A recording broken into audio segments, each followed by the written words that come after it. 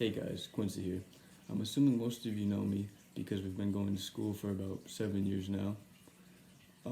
But if not, probably have a problem. But today I'm going to tell you about the short story The Yellow Wallpaper by Charlotte Perkins Gilman. I made this selection because it was one of the only short stories left, so here we go. Charlotte Anna Perkins was born in Hartford, Connecticut.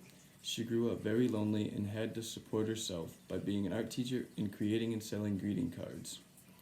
Charlotte then married her doctor, whose name was John. She met John because she started going to see John due to her depression.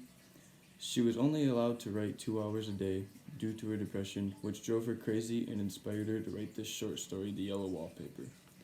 While reading this story, I was a little confused about the whole doctor and husband thing. Throughout the story, it seemed as if John was kind of mean and always making fun of her. Nobody ever believed she was actually sick. They just thought it was a mindset she had and that she was acting.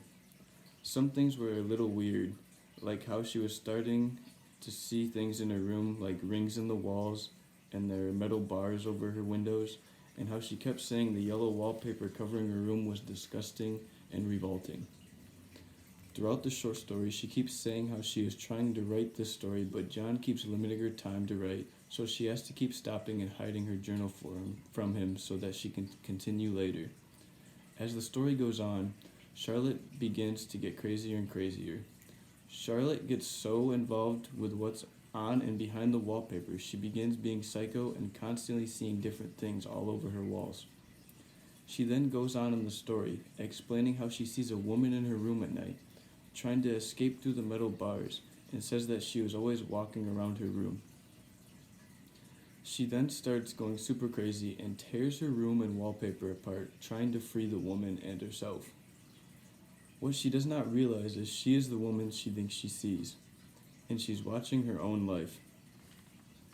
Soon later, John goes up to check on her. And after what John sees this happen, he faints right at the door, blocking the exit.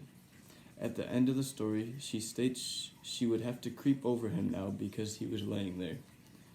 I was trying to figure out what that meant, but I just came to the conclusion that she is actually crazy and has mental issues, and that John and everyone else should have listened to her as she was actually crazy and had mental illness.